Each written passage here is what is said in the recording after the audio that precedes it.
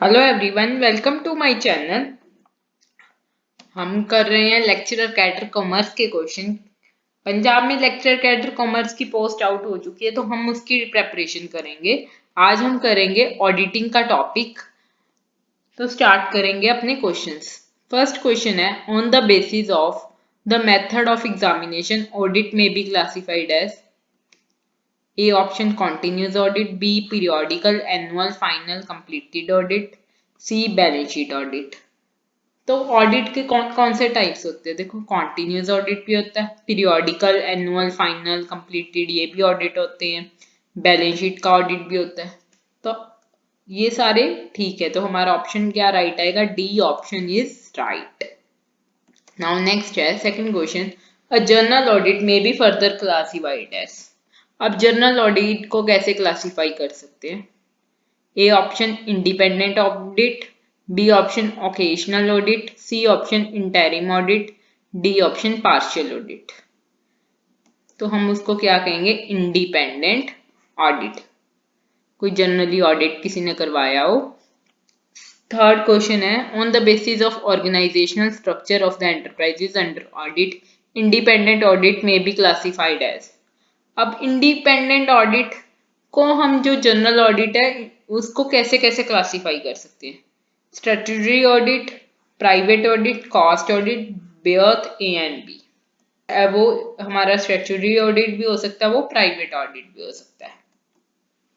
Question number 4 है, fill in the blank, an audit also safeguards the interest of the dash who may not possess adequate knowledge of the trust laws or the principle of books keeping accounting। देखो क्या कह रहे हैं, audit also safeguard the interest of the dash. Audit किसके interest को safeguard करता है? जिनको अभी ट्रस्ट के लॉज की या बुक कीपिंग की प्रॉपर नॉलेज नहीं है। तो ए ऑप्शन है trustees, B option owner, C option government, D option none of the above. देखो अगर ट्रस्ट लॉज आ गए तो क्या ऑप्शन आएगा? ट्रस्टीज। क्लियर है? तो A option is correct. Fifth question है, which of the following term define where the audit in the case of an enterprise is not compulsory by law though it is opted for by the enterprise in the view of several benefit resulting from it. क्या कह रहे हैं?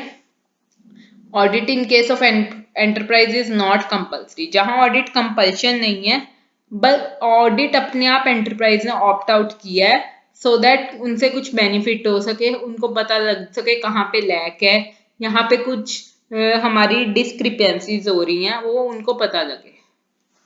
तो उस audit को क्या कहते हैं? Management audit, private audit, statutory audit या नन ऑफ दीज। तो हम उसको कहते हैं प्राइवेट ऑडिट, जहां पे वो स्टैट्यूटरी ऑडिट नहीं होता, कंपल्शन नहीं होती लॉ की तरफ से। सिक्स्थ क्वेश्चन है, इन case of a private audit the nature and scope of audit is determined by the. Private audit में ऑडिट की नेचर और स्कोप कैसे डिटरमाइन करते हैं? ऑडिटर के थ्रू, ओनर के थ्रू, क्लाइंट और इन्वेस्टर। वो किसके थ्रू होगी? हमारे क्लाइंट, जो हमारा क्लाइंट है उसके थ्रू देखेंगे कि ऑडिट कैसा ऑडिट चाहिए और कैसा उसका स्कोप होगा।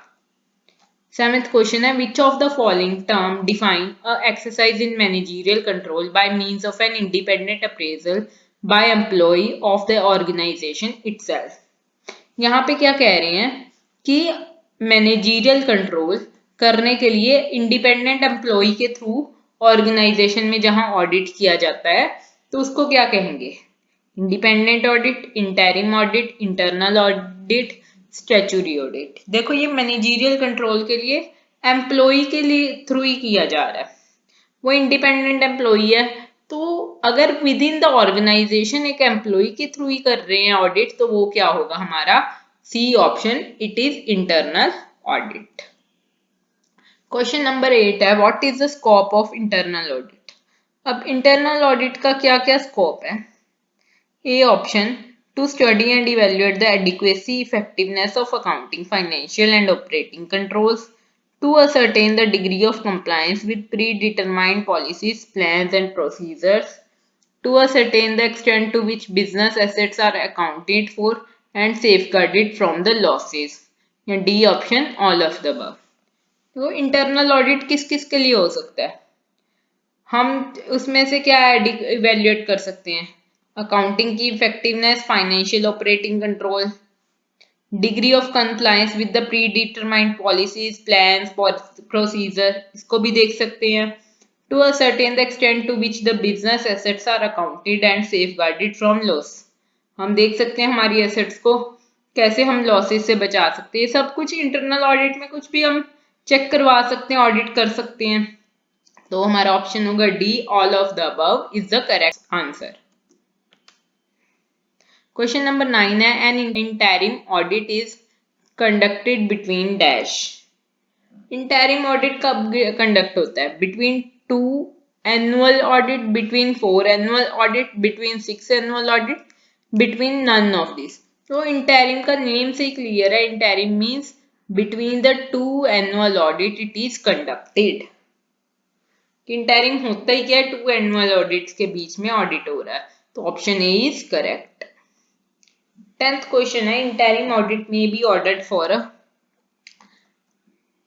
Quarter, 6 month, both A and B, D annually.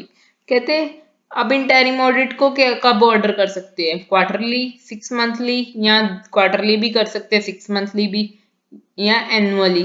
क्या ऑप्शन होगा? Both A and B, quarterly भी कर सकते हैं, 6 मंथली भी कर सकते हैं। 11th क्वेश्चन है, which of the following terms define an occasional audit is meant for special event, time or purpose, etc. It is not conducted on a regular basis.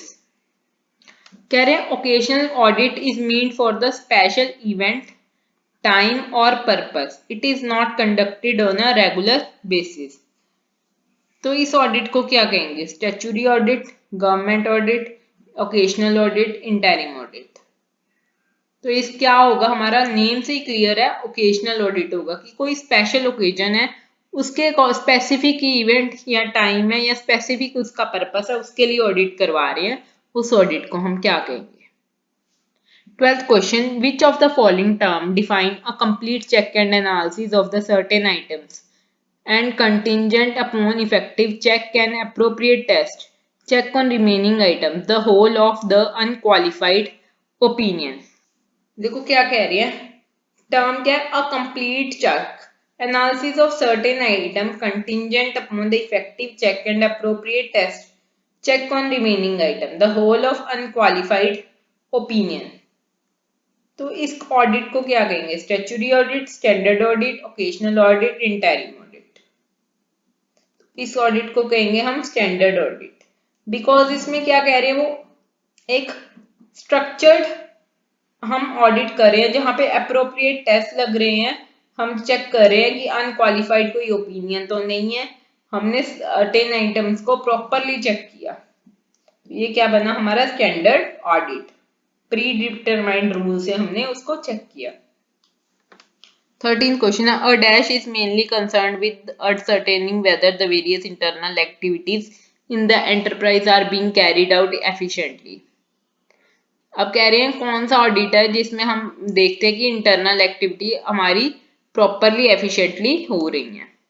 A option statutory audit, B option performance audit, C option occasional audit, D option interim audit. तो इसका correct answer होगा जिसमें हम देख रहे हैं internally properly काम हो रहा है, तो ये क्या होगा हमारा? इंटरनल ऑडिट इसमें ऑप्शन नहीं है, तो ये परफॉर्मेंस ऑडिट भी हो सकता है। परफॉर्मेंस देख रहे हो एम्प्लॉइज की या डिपार्टमेंट की, स्पेसिफिक डिपार्टमेंट्स की, कि प्रॉपरली वर्क हो रहा है या नहीं। तो B option is the correct answer. 14th question है, in a balance sheet audit the audit is concerned only with the items appearing in the balance sheet such as A capital reserve, B other outstanding liabilities, C assets of the business, D all of the above. देखो वो क्या कह रहे हैं, balance sheet audit क्या है जिसमें हम बैलेंस शीट के आइटम्स को देखते हैं, तो क्या capital reserve, outstanding liability, assets of the business, इन सबको देखते हैं। यस, इन सबको चेक करते हैं, तो हमारा D option all of the above is correct. 15th question है, clerical error include the error of dash. Clerical error क्या होता है? A error of omission, B error of commission, C error of principle, D both ही and. Error of omission भी हो सकती है, error of commission भी हो सकती है। तो कौन सा आंसर सही होगा? D answer, both A and B. 16th question है, which error occurs when a transaction is not recorded in the books of accounts either wholly or partially।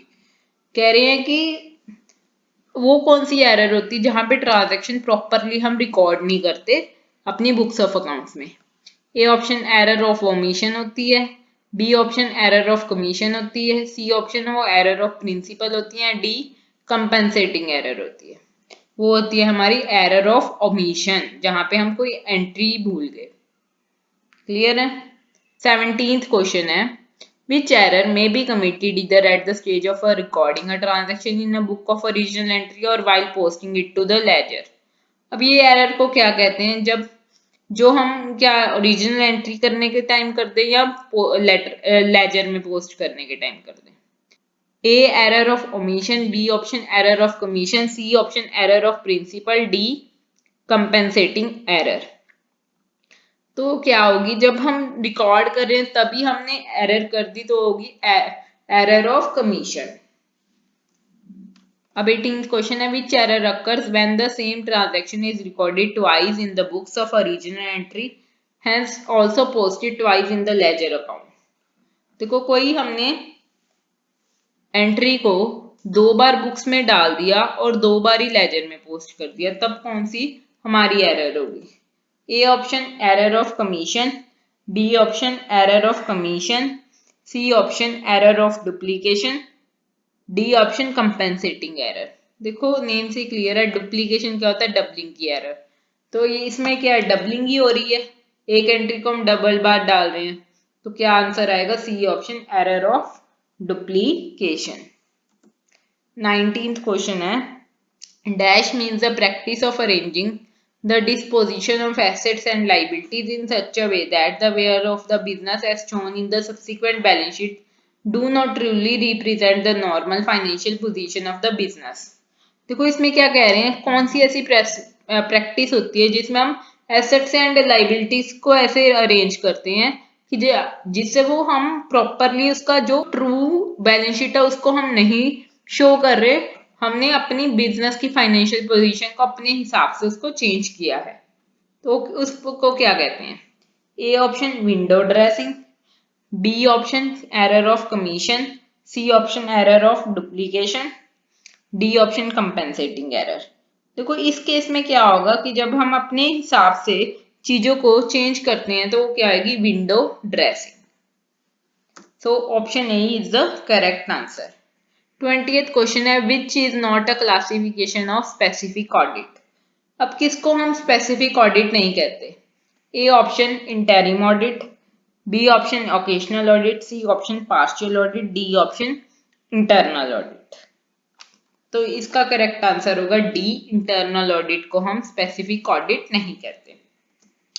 21 question है, dash is the overall control environment established by the management of enterprise for effective and efficient monitoring and control of its operation। अब देखो इसमें क्या कह रहे हैं, जब हम मैनेजमेंट का इंटरनल कंट्रोल, बिजनेस के इनसाइड का कंट्रोल चेक करते हैं, प्रॉपरली बिजनेस फंक्शन चेक करते हैं, प्रॉपरली वो हो रहे हैं, कंट्रोल प्रॉपर हो रहा है, एफिशिएंटली हमारे रिसोर्सेज यूज हो रहे हैं, तब हम उसको क्या कहते हैं? A internal control, B external control, C environmental control, D none of these. तो इसका आपको आंसर हमें मेरे को कमेंट करके बताना है। अगर आपने वीडियो अच्छे से देखी होगी तो आपको इसका कमेंट इजीली, आपको इसका आंसर इजीली मिल जाएगा। तो प्लीज आप मेरे को ये आंसर कमेंट में बताना। वीडियो अच्छी लगी हो तो आप वीडियो को लाइक कर दें, चैनल को सब्सक्राइब कर दें, कोई डाउट है तो कमेंट कर लें, एंड बाय।